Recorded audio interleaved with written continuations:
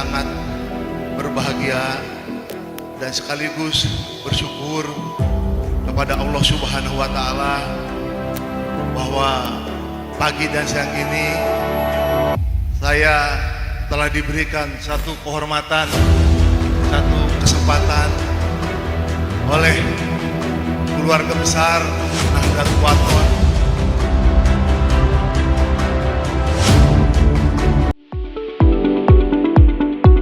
Selamat datang di New Perspective.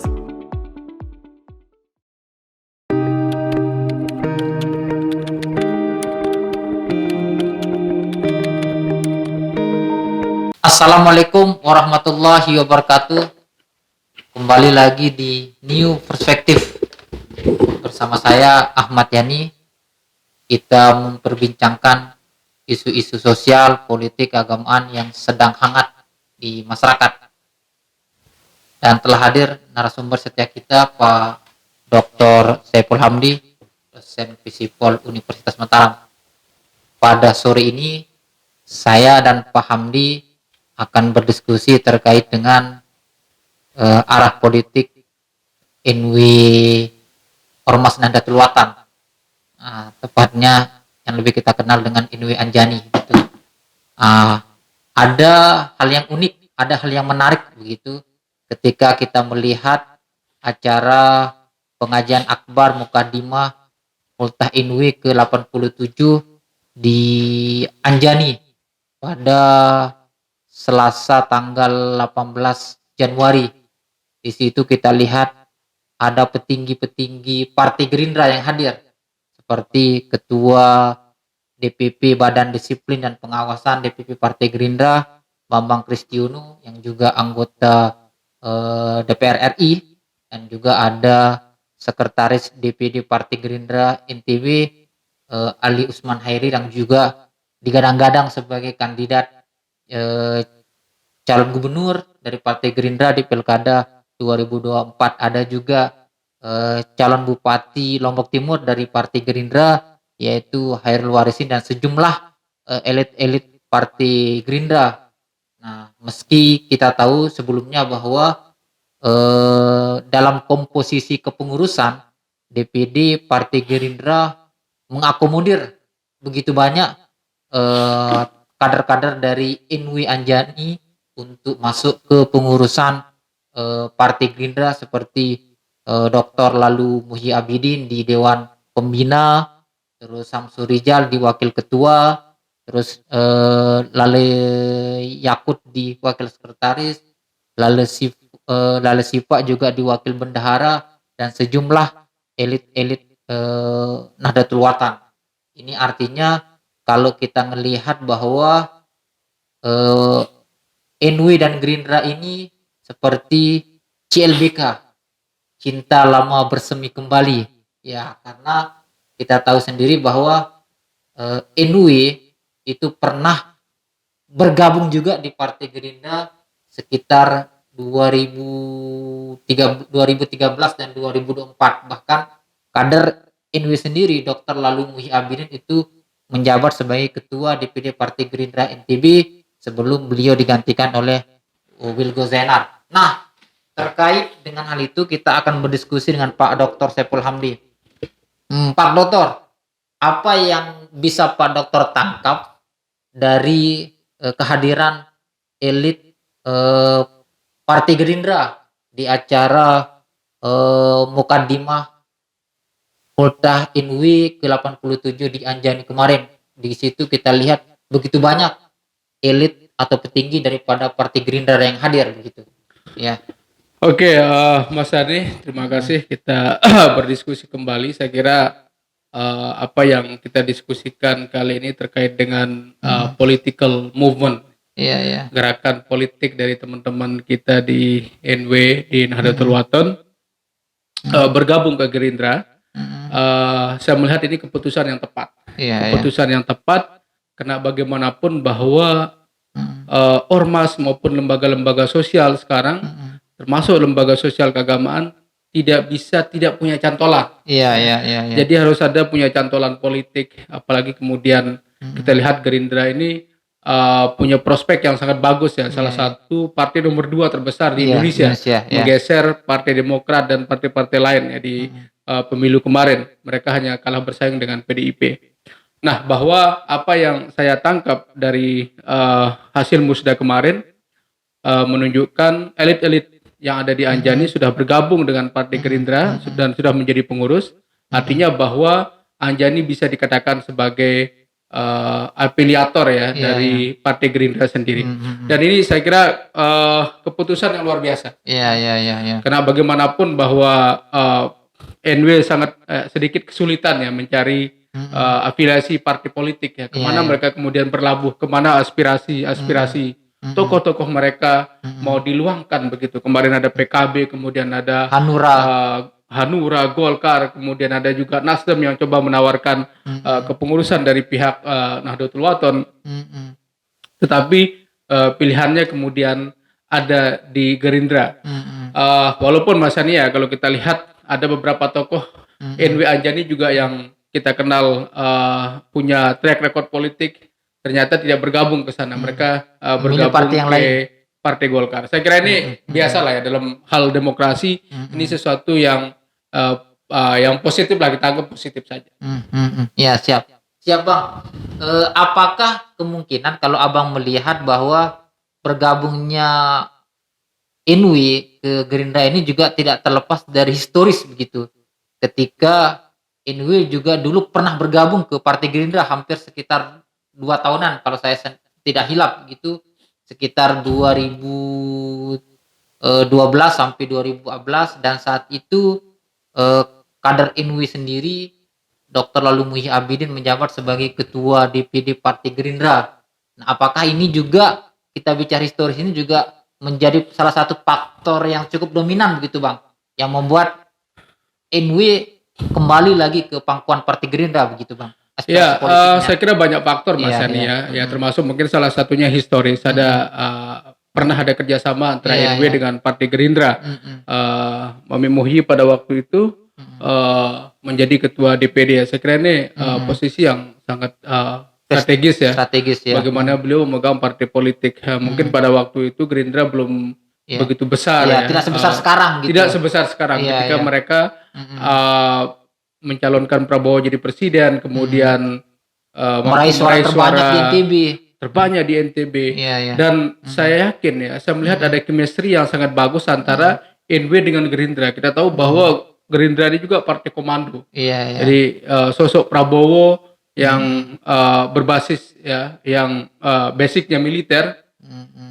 Kemudian seluruh keputusan partai sifatnya komando begitu. Nah, ini sangat simetris ya, sangat sangat klop dengan NW sendiri. Kita tahu kan NW ini organisasi yang selalu garis perjuangannya adalah sami'na wa ata'na. Jadi kami dengar dan kami taati begitu.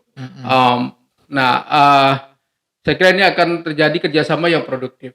Kalau tadi Mas Yani tanyakan apakah ini karena faktor historis, mungkin ada benarnya. Tetapi yang saya lihat bahwa politik itu yang sangat dominan adalah momentum. Momentum dan momen. Kira-kira momentumnya apa di sini, momennya apa? Misalkan ketika Gerindra memang salah satu partai besar yang belum melakukan musda, belum memilih pengganti dari ketua wilayah yang ada di NTB, kemudian Anjani masuk dan NW masuk. NW belum punya partai politik ya, walaupun mereka kemarin di Hanura, tetapi akhirnya juga keluar dari Hanura dan kemudian memilih bergabung dengan Gerindra. Saya kira Mas Ani, politik ini momentum sebenarnya. Makanya di dalam politik itu tidak ada yang namanya teman abadi, yang ada hanyalah kepentingan abadi. Bisa saja sekarang menjadi lawan, tetapi besok menjadi teman ya, atau sekarang bisa jadi teman, besok bisa menjadi lawan. Tetapi yang menarik adalah cantolan dari NW. Kalau kita lihat profil Gerindra sekarang ini adalah partai yang cukup besar ya, partai yang salah satu partai besar di Indonesia, dan kemungkinan Prabowo dicalonkan menjadi presiden, dan peluang beliau untuk menang juga besar.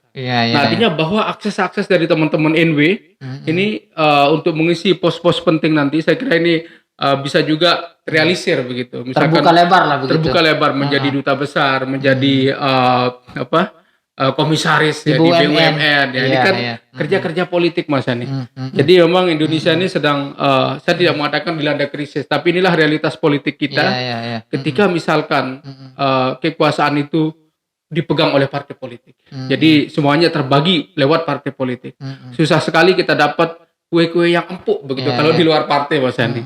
Ini saya kira persoalan besar di Indonesia sekarang ini. Ya Bang, kita tahu sendiri kan memang kalau kita lihat secara organisasi, NUI melabuhkan afiliasi politiknya ke Partai Gerindra. Nah, tetapi di sisi lain ada sejumlah kader NUI atau elit sentral juga NUI yang lebih memilih ke partai yang lain, misalnya kayak lalu Gede Samsul Mujahidin, beliau pernah menjadi anggota DPR RI dari NUI dan lebih memilih melabuhkan aspirasi politiknya ke Partai Golkar. Nah, apakah ini kemudian nanti tidak akan menjadi salah satu tantangan NUI tersendiri begitu ketika NUI mencalonkan kader-kadernya dalam kontestasi di pemilu legislatif begitu, karena ini kan tidak matching dengan apa yang menjadi kehendak organisasi secara organisasi begitu, yang melabuhkan dukungan ke Partai Gerindra begitu Bang. Ya, Mas Yani, fenomena keterbelahan ya di sebuah organisasi itu saya kira sesuatu yang lazim, sesuatu yang lumrah. Jadi ini tidak bisa kita stop hak individu orang untuk bergabung kemana. Ketika misalkan Gede Samsul yang memilih untuk muparokoh ya dari teman-teman NW dalam konteks politik, beliau kemudian bergabung ke Golkar. Saya kira ini pasti ada kalkulasi politiknya Mas Ani. Kita tidak tahu alasan beliau lah begitu. Tentunya kalau kita bicara ideal ya seharusnya Gede Samsul harus masuk di Gerindra biar satu nafas, dukungan, kemudian satu semangat begitu kan. Dan tidak terjadi kebingungan di tingkat jamaah gitu. Ya, baik kebingungan maupun apa istilahnya ya saling melompati lah begitu antara tokoh-tokoh yang ada. Saya kira bergabungnya Gede Samsul kemudian Gede Sakti, selain ini mencerminkan mungkin ada sesuatu juga di teman-teman Nahdlatul Wathon, tetapi kita anggap hal yang biasa. Ini adalah edukasi politik.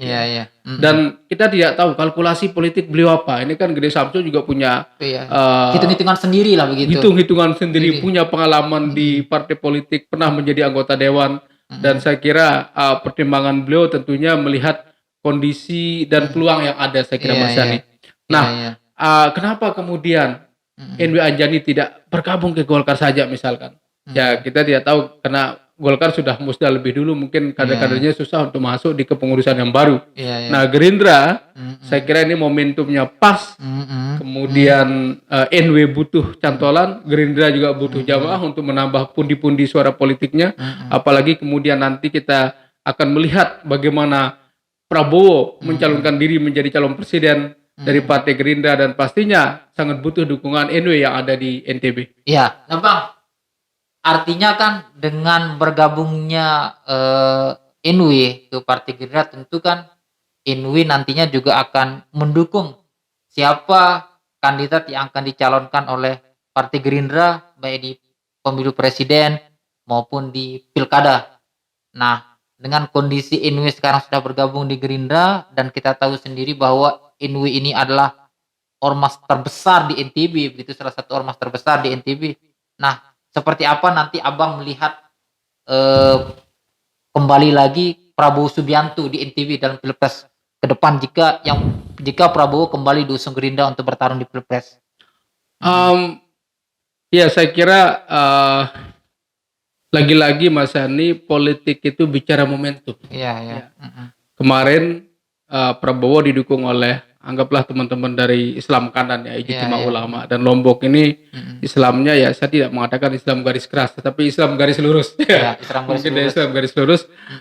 Sehingga Prabowo Subianto di belakangnya ada Habib Rizik dan kawan-kawan.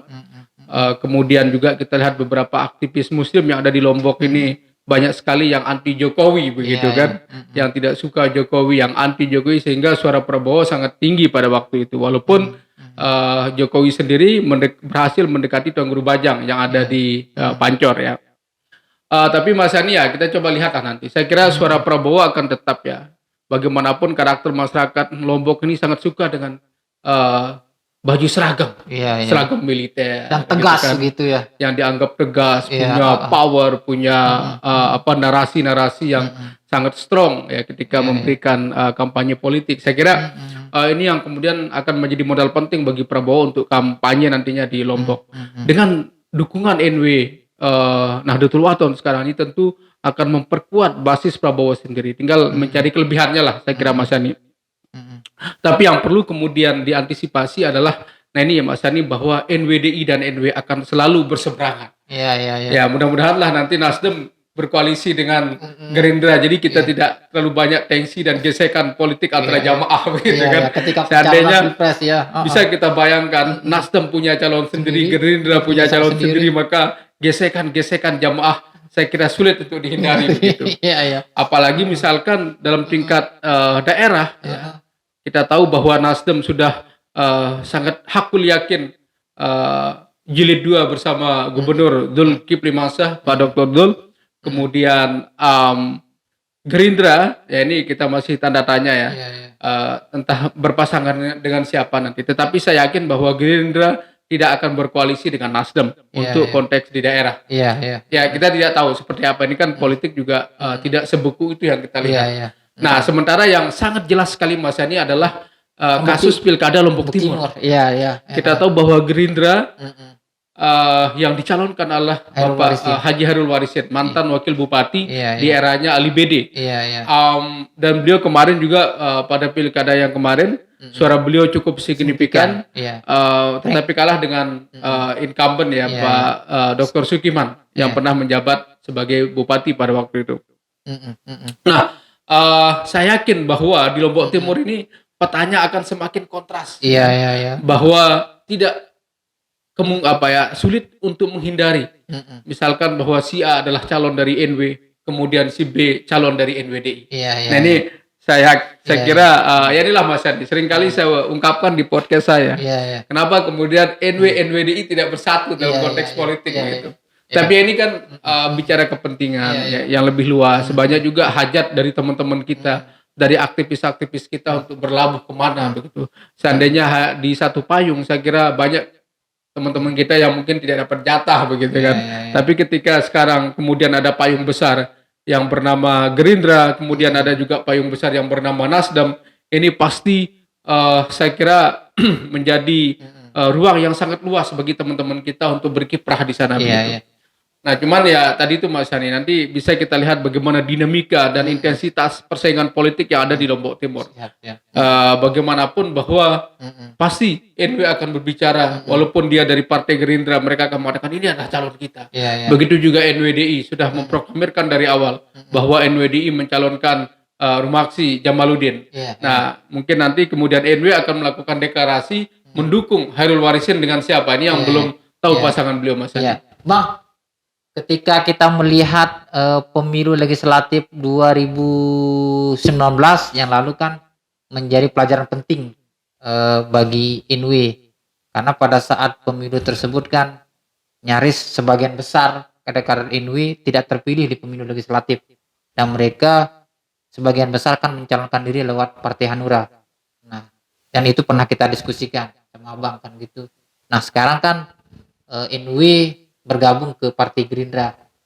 Seperti apa nanti Abang melihat peluang keterpilihan kader-kader NW ketika mereka mencalonkan diri di pemilu legislatif lewat Partai Gerindra begitu, baik yang mungkin ada yang mau ke DPR RI atau ada yang ke DPR provinsi maupun di DPRD kabupaten kota begitu Bang. Ya saya kira peluang mereka cukup besar Mas Yani. Bagaimanapun NW ini nggak bisa kita nafikan, mereka punya basis jamaah. Kalau menurut survei kan loyalitas teman-teman NW ini 15%. Artinya modal 15% ini kalau bisa diolah, bisa dikapitalisasi menjadi modal politik yang sangat bagus menurut saya. Nah, tinggal kemudian kader-kader NW ini perlu apa istilahnya ya?